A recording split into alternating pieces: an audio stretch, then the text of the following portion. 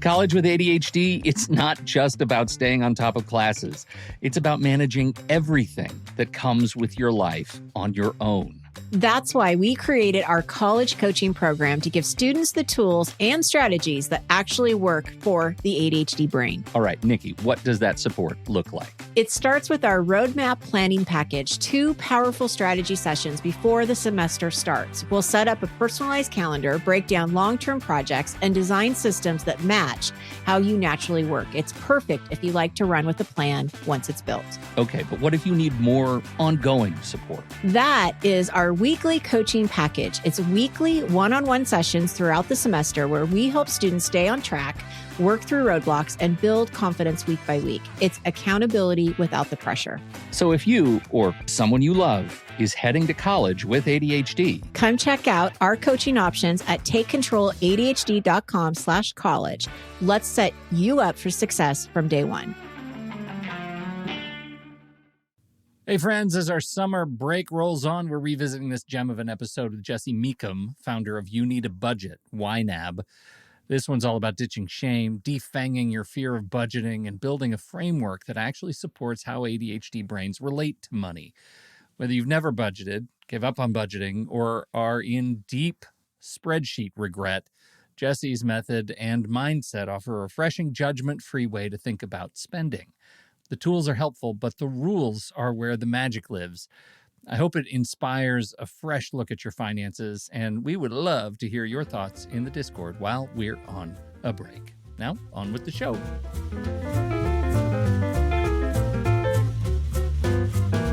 Hello, everybody, and welcome to Taking Control, the ADHD podcast on True Story FM. I'm Pete Wright, and I am here with Nikki Kinzer. Hello, everyone. Welcome. Hi, Nikki. Hi, Pete Wright. How excited are you about this show today? Giddy. Giddy with anticipation. I'm not often giddy with anticipation, but today I am. You know, we started this conversation last week about budgeting for the holidays, and we're doing a little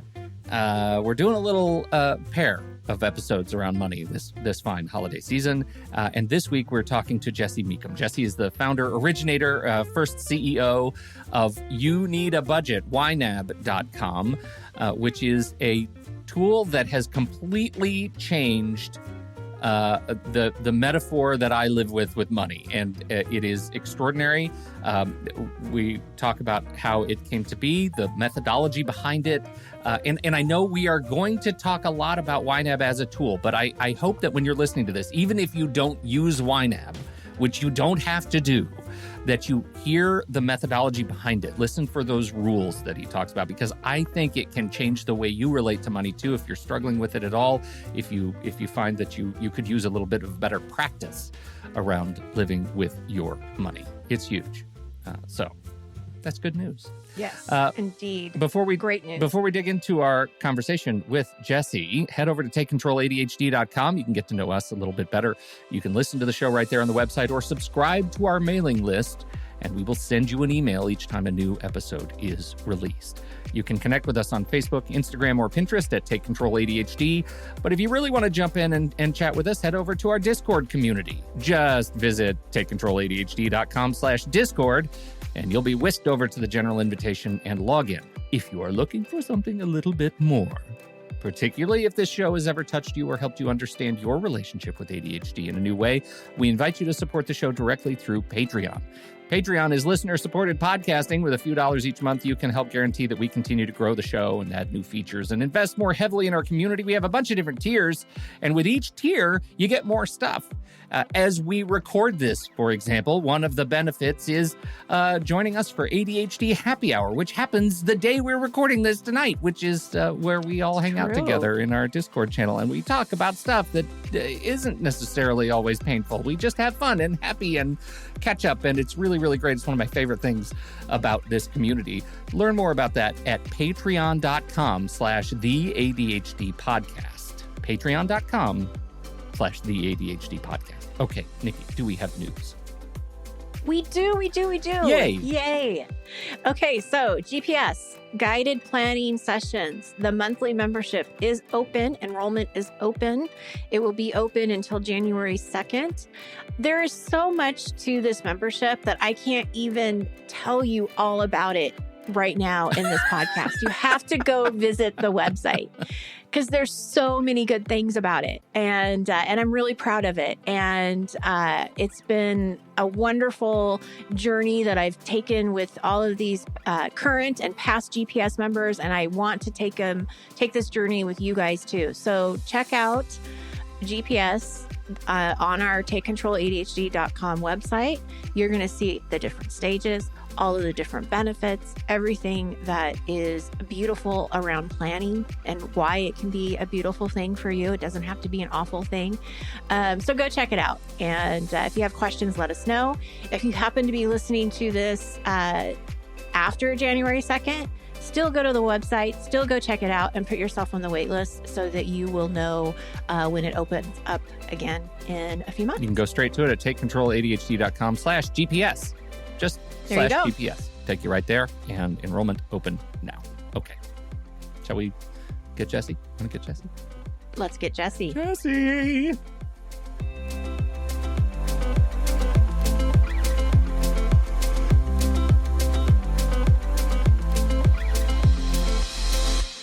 Jesse Mecham is founder of You Need a Budget, or YNAB, an award-winning money management app and personal finance expert.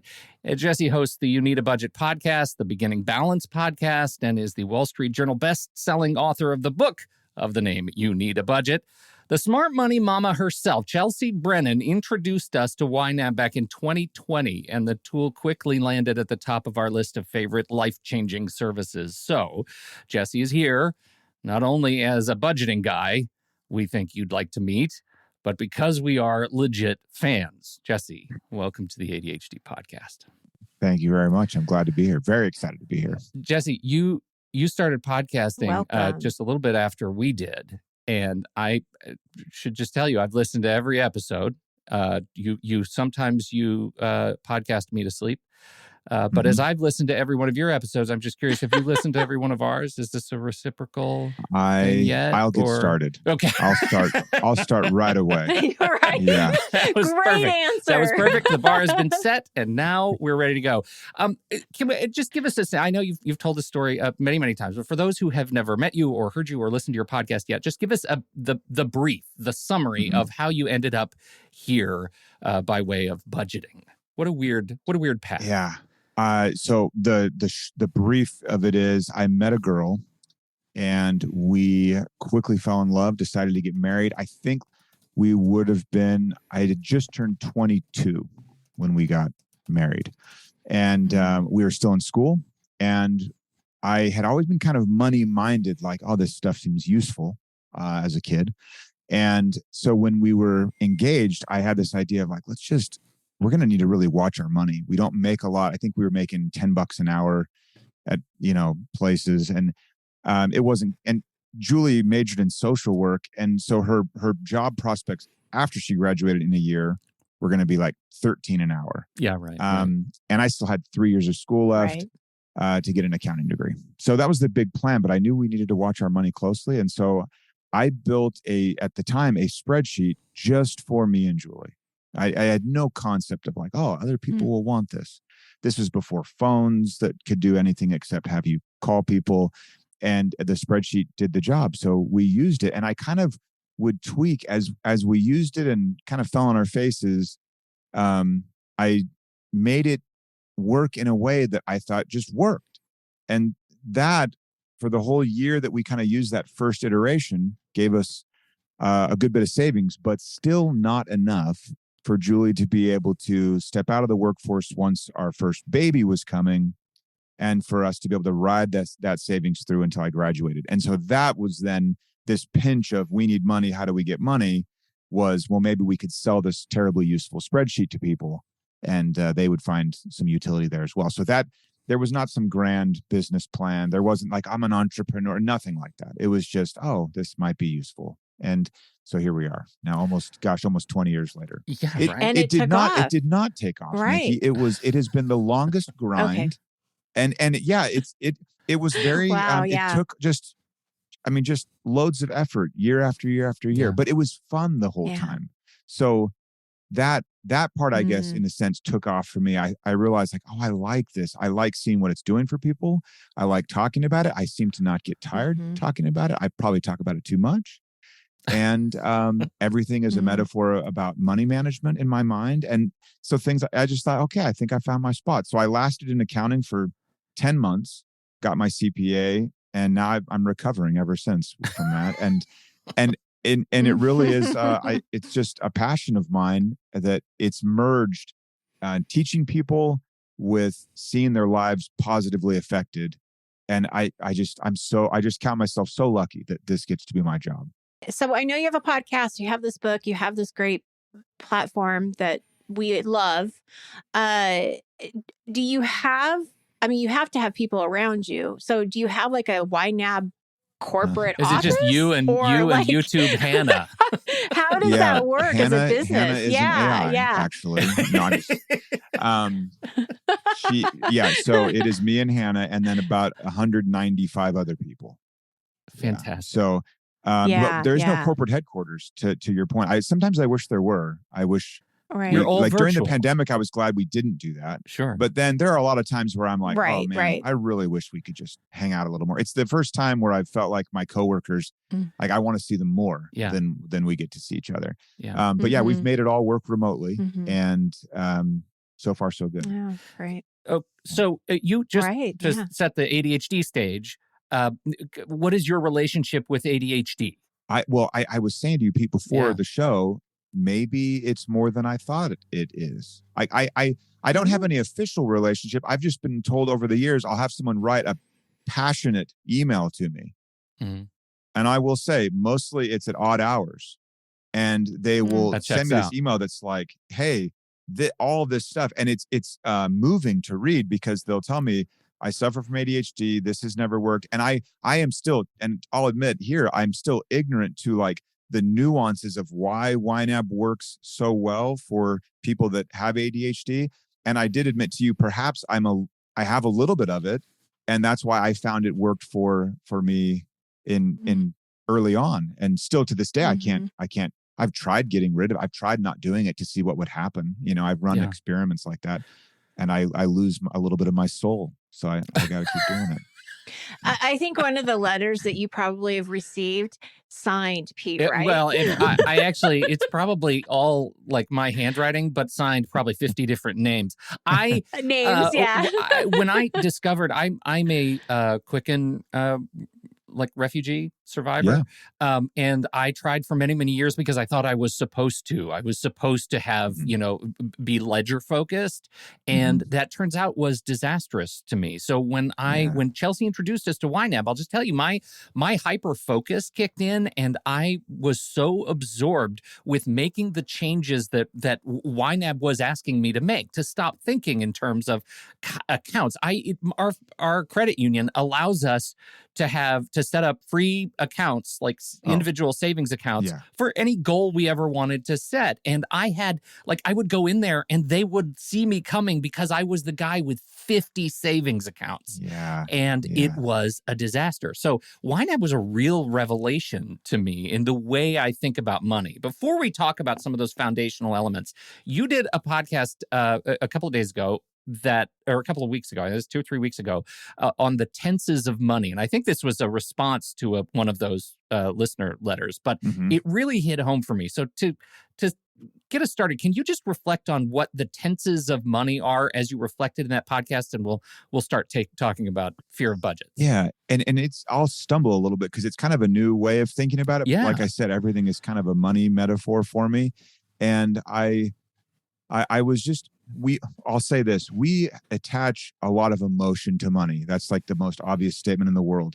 And we attach a lot of emotion and like moral kind of judgment, a lot of judgment with debt and a lot of judgment with savings. Yeah. And they go in each direction. So if you have debt, you feel bad. If you're saving, you feel good. That's the cheapest way to, and if you're spending, toss up, right? And most of the time we feel good and then bad with the spending. But when I was thinking through the tenses of money, it was just like, oh, it's just debt is money spent in the past tense, meaning you spent it before, but you're still dealing with it. You spent it in the past. And then you have your present spending, your present tense of money, which is what you're going to do right now, tomorrow. And then you have the future tense, like I will go. That's the future tense of money is saving up for something. But the nice thing about thinking about it is it's all just doing, or in money's sense, it's all just spending. And so we can just kind of say, oh, well, what is money here for us to do? Just and only spend it. The end. Now you could say, well, what about giving it to your kids? Well, guess what they're going to do with it? Spend it. Worse than I would, probably, Or you could say like, well, you shouldn't have debt. Well, what is debt? Well, it's past spending. And so being able to kind of defang a little bit of how we categorize the money and then quickly feel about what we've done with money. I'm finding that useful and just in kind of my thinking, it's all spending. So now what, It sucks the emotion out of it. I like the way you use that sort of defang it. And I think when you think about debt, like past spending and the shame that goes along with it, like once those spending decisions have been made, it's like past decisions, but you filed all the serial numbers off, right? It's just this giant weight that you carry. And we living with ADHD are no strangers to shame and self-doubt and judgment and fear. And I think whatever we can do to help alleviate some of the weight of that is a step into the future. So that allows us, I think, to segue nicely into the 4 rules. And for those in our audience who don't know the 4 rules, let's walk through them real quick.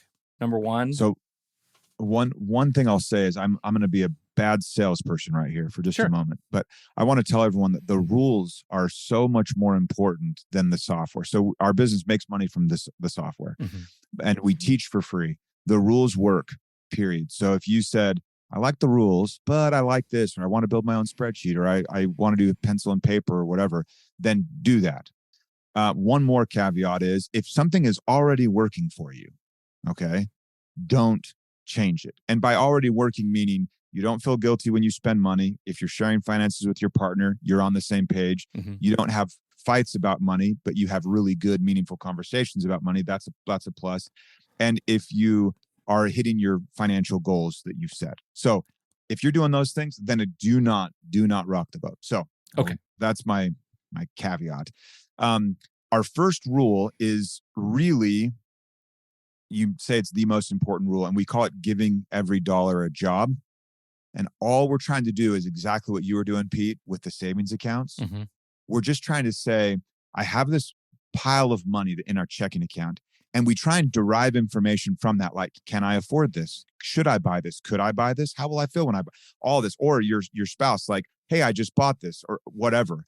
Can we buy this? And that's such a stressful question. We don't give it nearly as much credit as it's due.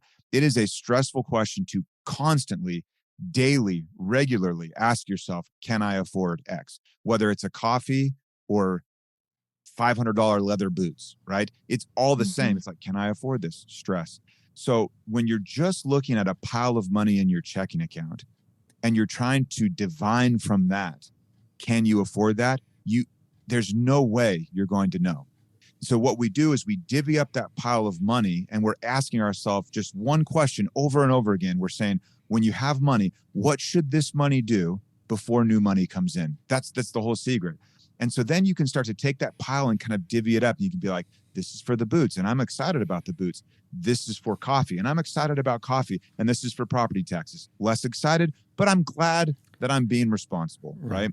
And as you divvy up those piles, then when Nikki comes and she's like, hey, y'all, do you want to go to sushi? I can look at my pile of money, instead of just being like, finger in the wind, how am I feeling?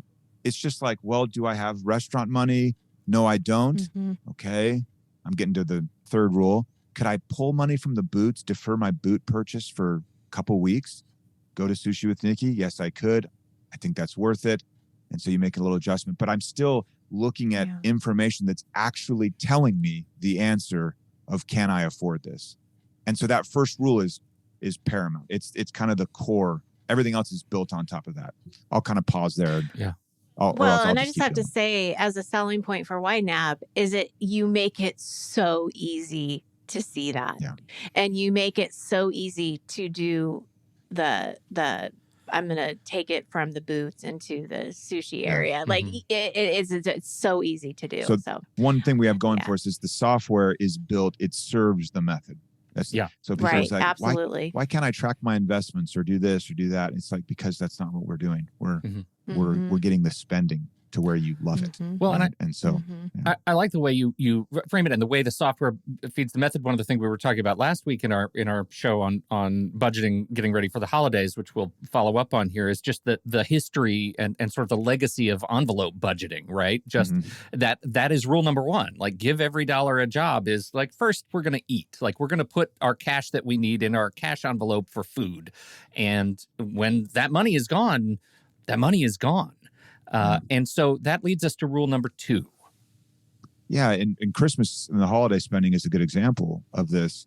Rule 2, we call it embracing your true expenses. It's about thinking long, but acting now.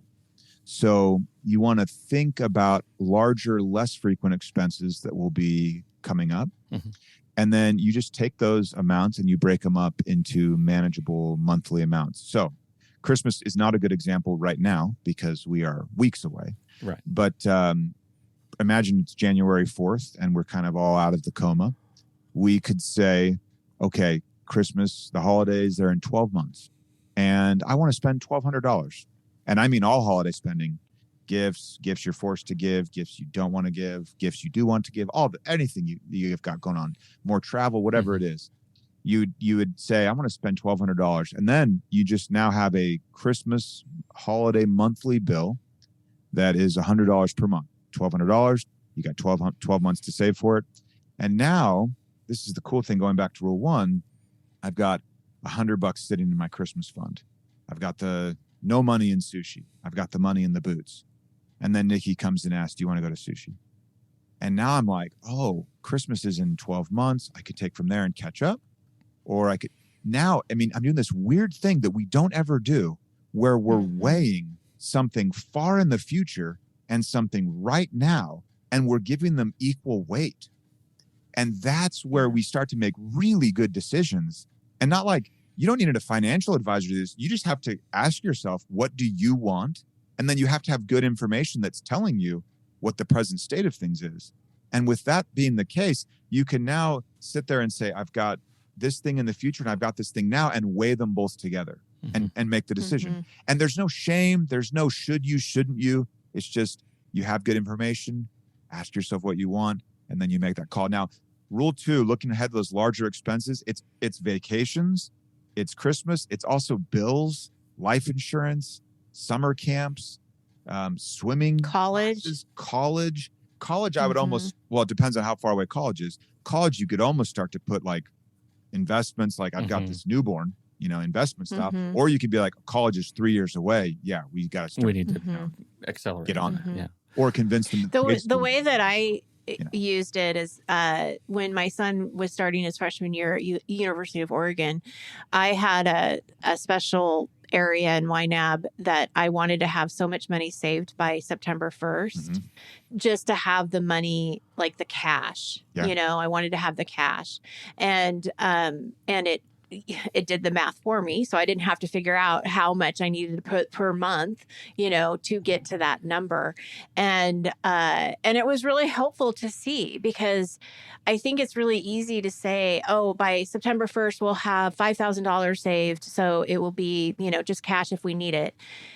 But when you don't actually see that goal on paper, and you don't actually see the money, even if you are transferring it to a savings, it's like, it doesn't feel real. Like, you want to see it. You want to see that this is what I'm doing. Yeah. There's a lot of value to that. And I think, the realness that you're feeling is the conflict. And I mean that in the most positive sense, the friction between all of your priorities and this cash cushion for a freshman. So the reason it's real is because you are making a trade-off. And trade-offs are real. And financialization of all things has made it so easy, ever since the first credit card came out, to just walk right past zero and not have to make a trade-off of like, does this matter to me or not? And I know there are always Yeah. people that I have to caveat this, because there are people that genuinely do not make enough money and have an income problem. But for the vast majority of people, and I mean, the large swath of the middle, upper middle, they don't have an income problem. They think they do. They don't. They just have an awareness problem. And so when you can become aware of those trade-offs, you can recognize it's not us saying, Nikki, how dare you buy this or that? Shame on you for this. Don't do that. You know, it's just us helping you gain awareness, have good information, and then you say, you know what? I don't want to spend money on that anymore. And suddenly the deprivation doesn't ever show, because you aren't being deprived. You're just clear-minded. And that's the ticket. So you end up with more money, with less guilt when you spend it, and you don't feel deprived. It's a sweet spot in the Venn diagram. It is. I mean, just hearing you say it, you capture my experience with it, which was how was I able to live as long as I was feeling those feelings? Yeah. It is stunning to me that I feel like it's the amazing sort of awakening when you wake up and realize I found a methodology and a metaphor that allows me to free myself of some of that judgment and shame. Yeah. We carry stress because we're alive and have all the things going on, right?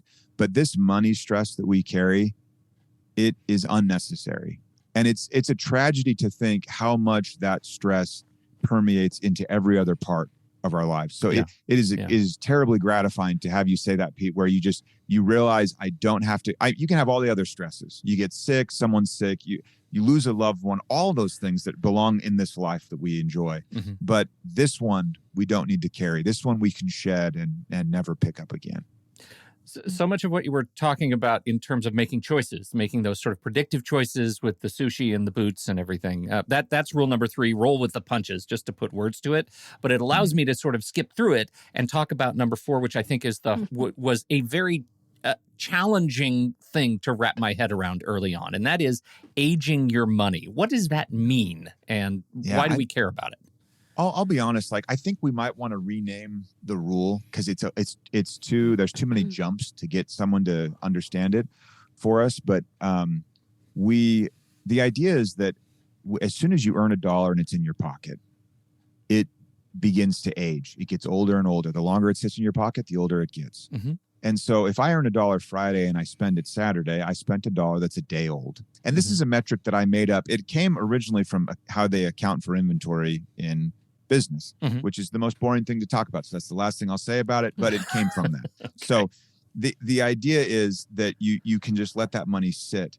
And the longer money sits, to a degree, how do I say this? The more options you have. So cash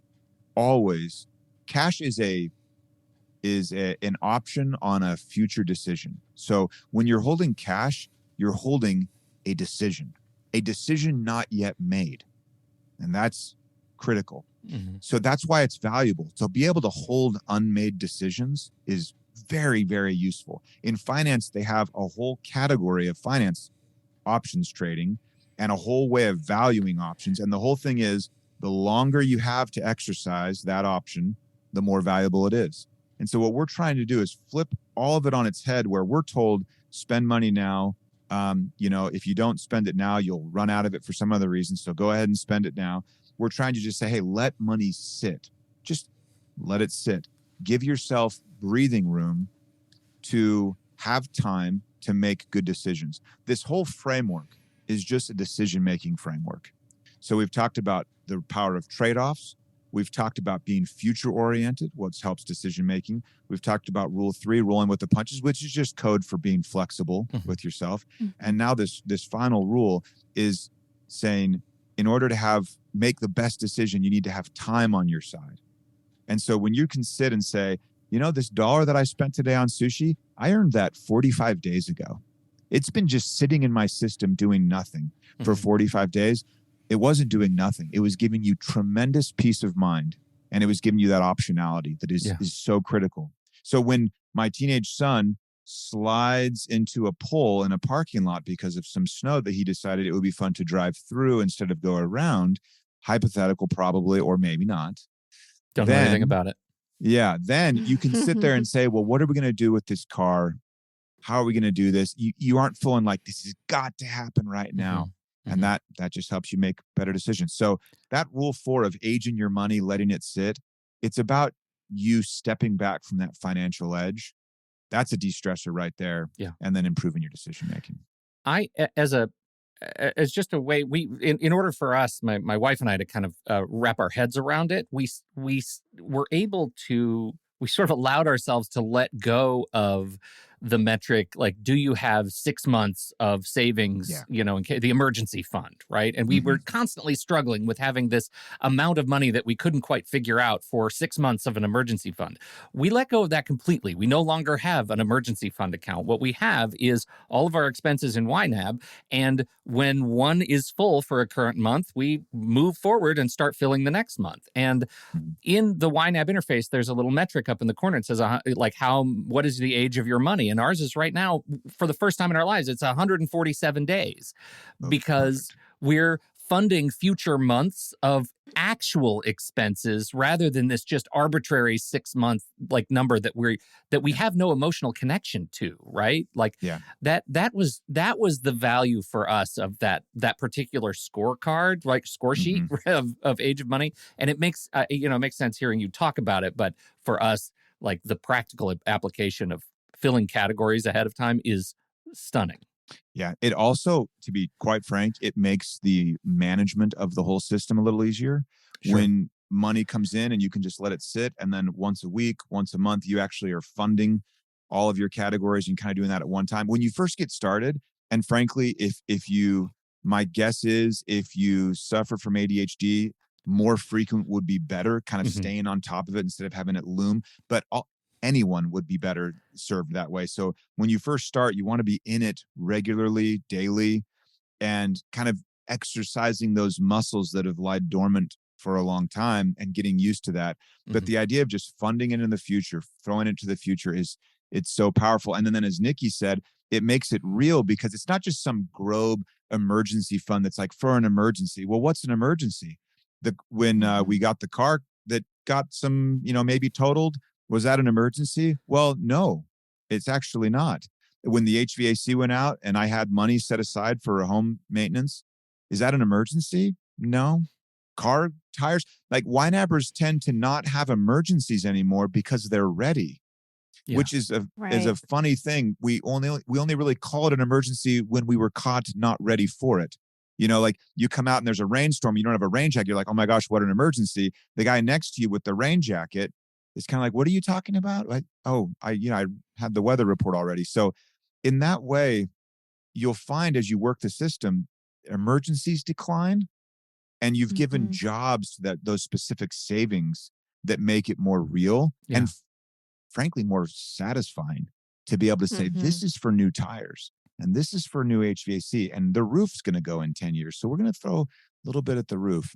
That it gives it a real tangible job. So then you can't so easily rate it and say, well, I want this thing right now. Well, you want to be left not able to afford new tires?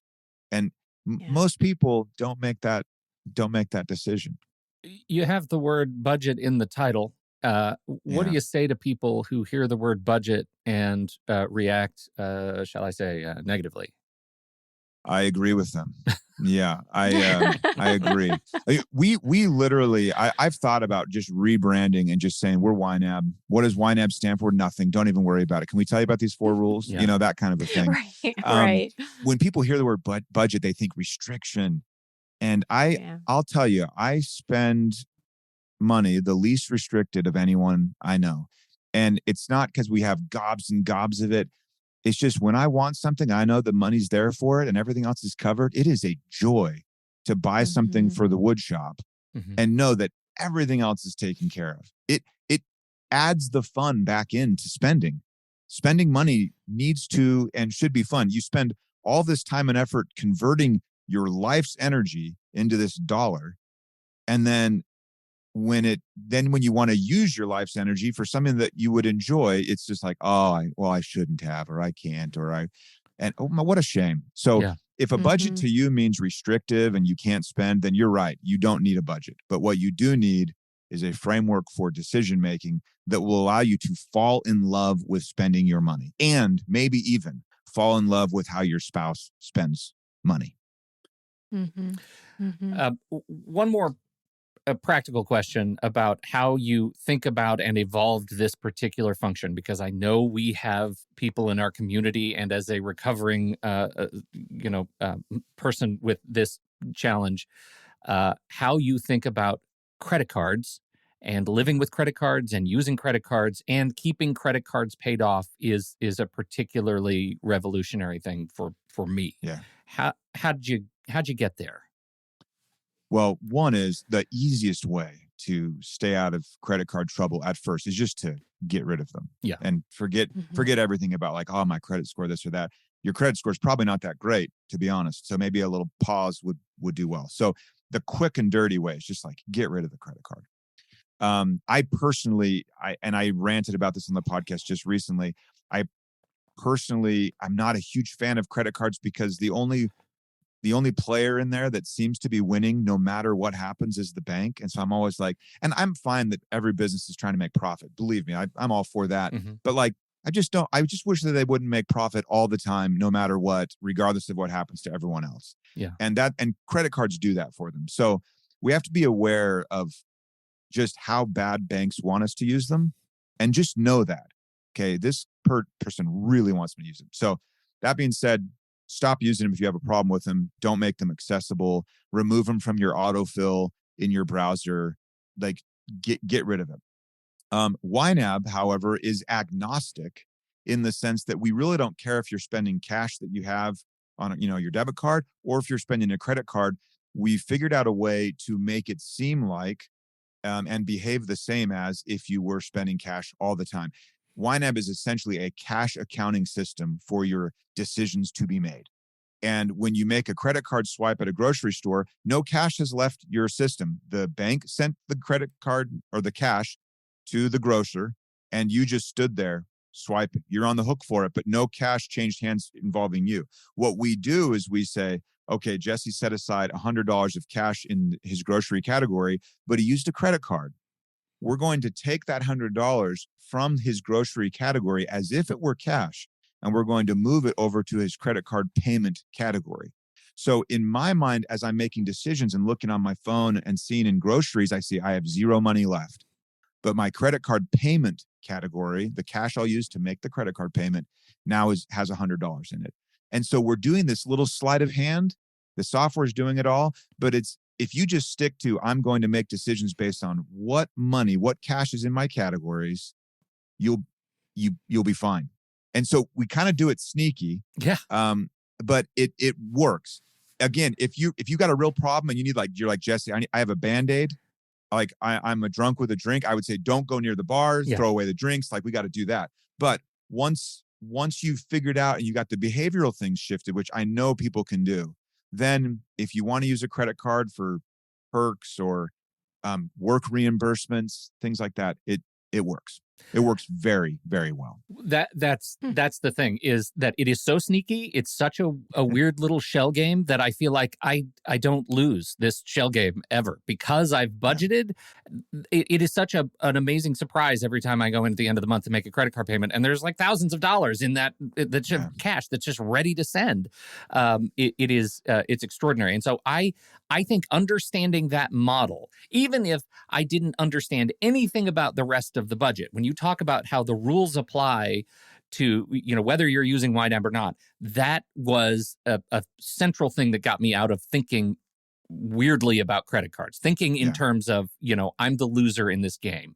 And I feel like, we're actually, we do that. We have the cash back and we're actually making money. Like, we save that money for trips. And so it's pretty extraordinary. So what we did, Pete, was we made you cash focused even when you weren't using cash. And that's the whole huge trick. It's magic. Mm-hmm. It is magic. So talking about getting set up, we have people who start YNAB, they try YNAB, they struggle with YNAB because it feels overwhelming. My sense is that getting over the hump for changing their behavior on top of learning new systems is really challenging. How do you guide people to start simply and not get overwhelmed, especially for people like us who it seems like either we're overwhelmed and we abandon, or we hyper-focus and get way too detailed. Like, can you go too far? Yeah. You probably can go too far. You probably can. I would rather people err on that side than the other. Yeah. But one is just kind of high level principle is be realistic in your goals. So people maybe have heard us say, you get a month ahead. And so you're able to fund a month with money that you've earned last month. Well, that's amazing. But on average, it takes people about 4 months to get there. It's not just like a quick one and done kind of a thing. So be realistic there. If you're a foodie and you love eating out, then throw lots of money there. You've been spending that money already. Yeah. So like no harm to do it a little while longer, right? And see how things shake out.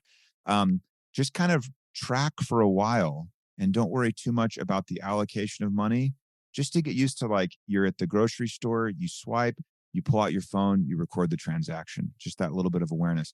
Be in it daily, tie it to another habit that's ingrained, like coffee or something, where you're like, I do not miss coffee. Well, don't miss coffee and YNAB every morning. So we have a lot of people that just marry those two together, and that works very, very well. Leverage, like I mentioned, we have all these people that work at YNAB. Leverage us, like lean on us. We run classes all the time, live classes. There's probably someone else with ADHD in the class. You could be like, hey, anyone else? They'll raise their hand. The teachers have taught millions of people at this point. You cannot ask them a question that they can't finish asking for you. Like they've heard it all. So they're live. It's not like a fake live pre-recorded thing. They're live. You can test them, have them say a weird word, you'll get it, they're live, right? We've had that happen. Like, say Blarney, and some, they say, it's like, it's all AI now, right? Yeah, it's just all ChatGPT, right? But it's like, leverage Hannah on YouTube. She's fun, but she's teaching rock solid principles. So lean into the support, lean into the classes, lean into our Reddit community. If you need help there. There are people in our subreddit, the YNAB subreddit, that have ADHD and are like, oh yeah, here's what helped me. So yeah, just lean on the support. I have to agree. I know when I first started setting it up, I didn't, and I'm sure I'm not the only one. I'm like, I'll just figure it out. It's very intuitive. Like, I had to figure it out. And then I had to close that one and redo another one. And you really, I think in any new system, you really should pay attention to the tutorials and the videos and do the trainings, because then it eliminates a lot of the time of trying to figure it out on your own. I definitely second that. We have a feature built into the software called Fresh Start. We know people dive in and then they're like, oh, wait, I did this wrong. So we start them fresh. Okay. I'll just say from my experience setting it up, I did not have a problem starting and then abandoning, because I went bonkers. I didn't sleep for 3 days. You hyper-focused. I did, and that's what I mean. I feel like I really live on that. My life should serve as a warning for others. His favorite show is Chelsea's show. Yeah, Chelsea's show, and Hannah. I watched the whole YouTube channel. Let's just say the YNAB YouTube channel is extraordinary, and I watched all of the videos and feel like I learned a lot about the software and set it all up. But my challenge is consistency, is making that leap from initial setup and getting all of our life into YNAB, and then making sure that I'm entering entering and reconciling and doing all those things. I happen to be in a place where I live with somebody who doesn't live with ADHD the way I do. And the balance between us, I can go in and do all the month end where it takes hours, and I love getting in and reconciling transactions. And she is really good at the day-to-day, just making sure that, hey, are we making those roll with the punches choices that we need to be making? If I were living with somebody else like me, it would be a different story. And so I'm struggling. I guess I'm asking both of you in this case, ADHD coach, too, Nikki, what do you think about splitting the deeds when you have two people living with ADHD in a tool that does require some pretty consistent attention. Well, something I would add to what Jesse has already said is that it has to become a habit. And if you can attach it to something else that you're already doing, it can make it a lot easier to stay as consistent. But I think with ADHD, it's okay to not be consistent because you're not going to be. Like, you almost have to just embrace that I'm probably not going to look at it every day. But if you can look at it weekly and have that be part of, like, get ready for the week routine, you know, or a lot of people will have like a Sunday routine to get ready for the work week, like somehow attach that to something and you need the reminders, right? ADHD need reminders. So they need to have those reminders set in place that, hey, it's time to have that family meeting. It's time to have, you know, let's look at our budget. Let's look at what's going on this week. Let's plan our meals. I mean, do it all kind of as a meeting type of thing can help. But I think with YNAB, I mean, one of the issues, and I don't have ADHD, and I got behind on it. And I think it's just also going back in and being like, okay, I just need to spend some time on this. Like, I know I need to spend some time. And if it's too overwhelming to try to catch up all at once, you break it down. You spend a little bit today, and then tomorrow 10 minutes, and then and eventually you will get reconciled. You know, but you do have to have the focus of, or the intentional focus that I'm going to pay attention to this and I need to get it caught up. I made it my new tab home screen. Like, when I open a new tab browser window, it's my YNAB budget. Like, it's right there. Your thoughts on kids? When you start teaching kids about the value of money and using a budget? I thought you were going to say more generally, like, I like them for the most part. Okay. How do you make use of children in your life? Pluses and minuses. I've only ever been a parent one time, and we're still working through it, you know? So, like, this is kind of one experimenter talking to another, perhaps. Truly. But I've found a couple things. One is young kids are really good at using those 4 rules we talked about. If you go to a kid and you say, here's $100, and you take them to a store, they'll figure out what they want to do with the money, and they won't overspend. There's no concept of like, penny. They'll maximize it, you know? Or if you say, like, I'll walk them through when they're 8 years old is when I set them up with their own budget. And we just released a feature called YNAB Together, so you can add your kids to the same subscription and see their budgets, but they can't see yours. Ooh. So that's a nice to have. That's cool. And I think up to like five members maybe in that group. That's so fantastic. it handles a lot of people. Like, if they're in college or whatever, or for a close friend, it works. But what would happen is I would set them up to fail when I first go on the budget. I'd be like, what do you want? Rose, what do you want? And she'd be like, oh, I don't know. And you're like, well, no, don't you love? And I would just feed the machine. I would like start to really stoke the fire. And then she would get going. She'd be like, oh, I do want new this. And I want a new jacket. And I want this. And I love this. And so I would just make this laundry list of categories. I would try and get to like 20. 20 was a good number. She's just exhausted her desires. And I'm just stoking the flame the whole time. And then we would say, okay, well, in your account, you have, I don't know, whatever. And let's figure out what we want to buy. And immediately she would just be like, oh, these 18, I don't really care about, but that one. Like, she prioritized like that. And she didn't have any question. Like, the kids very rarely want to spread out all of their money over lots of goals. They want to focus. They're like, I want it as fast as I can get it. Right. Yeah. And these other things can wait. It's like there's a line, there's a queue, and they'll take one at a time until they get there. Yeah. They don't want to see them all marching shoulder to shoulder toward them and take forever. They want them to line up the other way and get there quickly. Yeah. And so that's been, they get the trade-offs. They get it. As adults, somewhere along the way, we lose it. And we're like, well, I should have that too. I should have that too. It's like, well, no, you shouldn't. You don't have any money for it. You absolutely shouldn't have that. And that's the bit. So when they're 8 years old is when I kick them off on this. And then every first Sunday of the month, because in our religion, it's distinct. It's where we fast. So it's in my mind different already. I've attached where I can go into my kids' budgets with them and sit down and reconcile As they get older, I have them drive. When they're first younger, I do all the reconciling, and there's barely anything to do anyway. And we just talk about, hey, has it changed? Do you want anything else? We still want to put money here. The only thing I make sure that they're touching the keyboard for when they're little is adding the money to their category and hitting enter like, yes, this part's fun. You know? Yeah. You know, something that we did, because I mentioned this last week, my husband is very great with money. He's very good with money. And it's obnoxious. He's really so good with money. He's no it bother really to you. is obnoxious. I've never met him, but I already kind of don't like him a little bit with how good he is at money.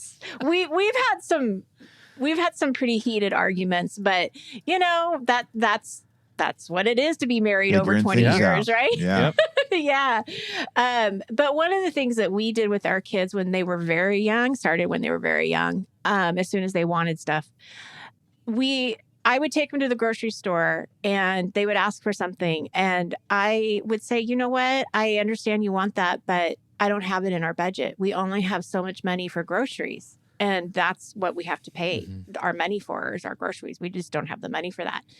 And they can't argue. Yeah. Yeah. There's not anything that they can argue. Right. They can't but I really want it. Well, I know you really want it. I get that. But we just don't have enough money budgeted right now. Right. I can only buy the groceries. But I really want it. I get that. I mean, it just ends up being the same conversation. But they can't really argue with it. And I also think because my kids are really good with their money and they're 17 and 20 and they're really hard workers and they save their money. And I think that a lot of it too, you do have to kind of see as a parent, how are you role modeling? Oh, absolutely. You know, what you're doing, they see, and they're very thoughtful in their purchases. And I mean, I remember my son was like in kindergarten and we went to a Sesame Street show. You know, one of those like live Sesame Street shows.